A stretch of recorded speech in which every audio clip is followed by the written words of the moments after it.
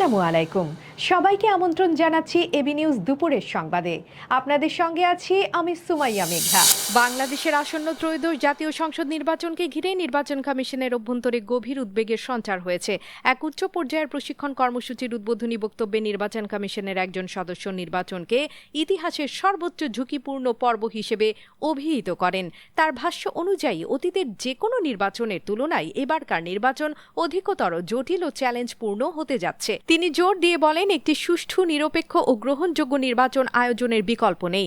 কমিশনের দায়িত্ব পালনে কোনো ধরনের শৈথিল্য বা প্রতারণা বরদাস্তযোগ্য নয়। জীবন বিপন্ন হলেও নির্বাচন পরিচালনায় সততা ও নিষ্ঠার প্রশ্নে আপোস করা যাবে না। মাঠ পর্যায়ের কর্মকর্তা কর্মচারীদের প্রতি তার আহ্বান, তারা যেন পূর্ণ প্রতিজ্ঞাবদ্ধ হয়ে দায়িত্ব পালন করেন। শুক্রবার 29 অগস্ট নির্বাচনী প্রশিক্ষণ ইনস্টিটিউটে ত্রয়োদশ জাতীয় সংসদ নির্বাচন উপলক্ষে 2 দিনব্যাপী কোর প্রশিক্ষকদের প্রশিক্ষণের উদ্বোধনী অনুষ্ঠানে তিনি একথা বলেন। রাজধানীর বাজারে মাছ ও মাংসের মূল্যবৃদ্ধি যেন থামছেই না। প্রতিদিনের বাজারে গিয়ে সাধারণ ও খেটে খাওয়া মানুষ পড়ছেন চরম বিপাকে।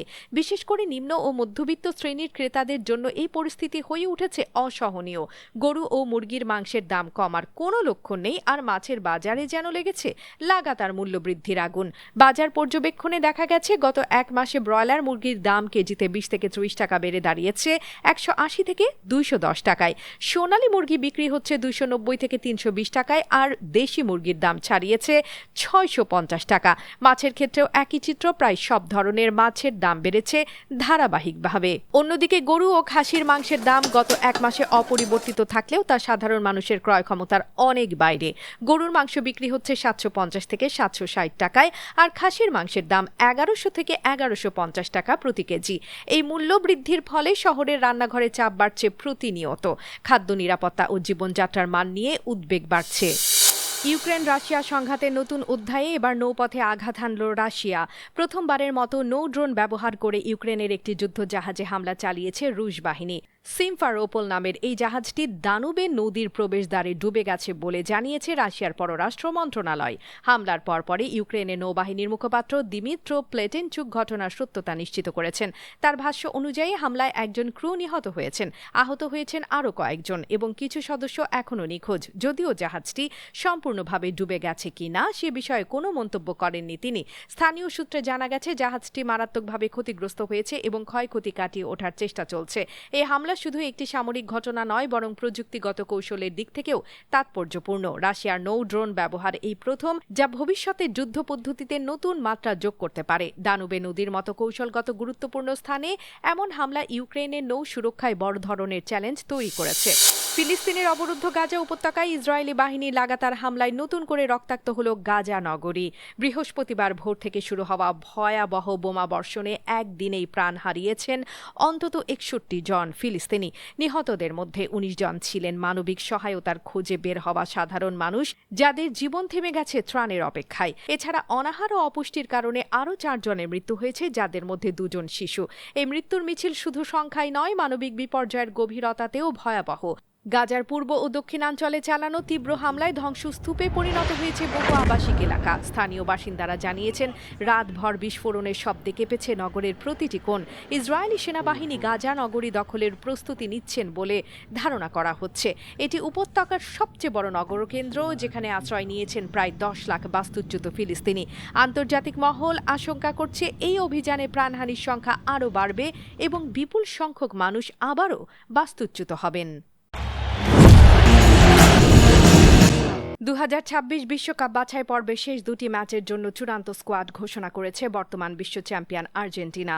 দক্ষিণ আমেরিকা অঞ্চলের শীর্ষস্থানীয় দলটি ইতোমধ্যেই মূল পর্বে জায়গা নিশ্চিত করেছে। তবে সেপ্টেম্বর মাসে ভেনেজুয়েলা ও ইকুয়েডরের বিপক্ষে 2টি গুরুত্বপূর্ণ ম্যাচ সামনে রেখে কোচ লিওনেল স্কালোনি গঠন করেছেন 31 সদস্যের একটি পূর্ণাঙ্গ দল। প্রাথমিক স্কোয়াড থেকে বাদ পড়েছেন 2 পরিচিত মুখ, রক্ষণ ভাগের ফাকুন্দো মেদিনা এবং আক্রমণ ভাগের আনহেল কোরিয়া। মেদিনার বাদ পড়া কিছুটা অপ্রত্যাশিত, কারণ জুন মাসে তিনি শুরুর একাদশে ছিলেন এবং চোটগ্রস্ত লিসান্ড্রো মার্টিনেজের বিকল্প হিসেবে বিবেচিত ছিলেন। শেষ মুহূর্তে স্কোয়াড থেকে বাদ পড়ায় তার বিশ্বকাপ প্রস্তুতির গতি কিছুটা থমকে গেল। অন্যদিকে প্রথমবারের মতো জাতীয় দলে ডাক পাওয়া ফরওয়ার্ড ম্যানুয়েল লোপেজ চূড়ান্ত স্কোয়াডে জায়গা ধরে রেখেছেন। এবার ক্রিকেটের খবর। ক্রিকেট শুধু খেলা নয়, এটি আবেগ, ইতিহাস এবং কখনো কখনো রাজনৈতিক বাস্তবতার প্রতিচ্ছবি। 2022 সালের এশিয়া কাপে পাকিস্তান ও আফগানিস্তানের মধ্যকার সুপার 4-এর ম্যাচে 1 উইকেটে রুদ্ধশ্বাস জয় যেমন স্মরণীয়, তেমনি ম্যাচ পরবর্তী সহিংসতা ছিল নিন্দনীয়। সেই ঘটনার রেশ এখনও রয়ে গেছে, বিশেষ করে যখন আজ থেকে শুরু হচ্ছে পাকিস্তান, আফগানিস্তান ও সংযুক্ত আরব আমিরাতের ত্রিদেশীয় টি-20 সিরিজ। শারজা ক্রিকেট স্টেডিয়ামে আজ রাত 9টায় মুখোমুখি হচ্ছে পাকিস্তান ও আফগানিস্তান। মাঠের লড়াইয়ের আগে আলোচনার কেন্দ্রে সেই পুরনো তিক্ততা, তবে এবার ভিন্ন বার্তা নিয়ে হাজির হয়েছেন আফগান অধিনায়ক রশিদ খান। তিনি স্পষ্টভাবে জানিয়েছেন, ক্রিকেট ঐক্যের প্রতীক, এটি মানুষ ও জাতিকে একত্রিত করে, শান্তির বার্তা ছড়িয়ে দেয়। রাজনৈতিক বিরোধের পটভূমিতে আয়োজকরা এবার বাড়তি সতর্ক। স্টেডিয়ামে পাকিস্তান ও আফগানিস্তান সমর্থকদের জন্য আলাদা আসন বিন্যাস রাখা হয়েছে। দর্শক, এতক্ষণ আমাদের সঙ্গে থাকার জন্য ধন্যবাদ। আপনার প্রতিষ্ঠানের প্রচারের জন্য আস্থা রাখতে পারেন এবি নিউজে। যে কোনো বিজ্ঞাপন দিতে যোগাযোগ করুন স্ক্রিনে থাকা নাম্বার ও ইমেইলে। সর্বশেষ খবর পেতে চোখ রাখুন আমাদের ফেসবুক পেজ ও ইউটিউব চ্যানেলে। আমরা আছি ইনস্টাগ্রামেও। সেই সঙ্গে সবশেষ সংবাদ পেতে ভিজিট করুন আমাদের ওয়েবসাইট www.abnewsinternational.com-এ।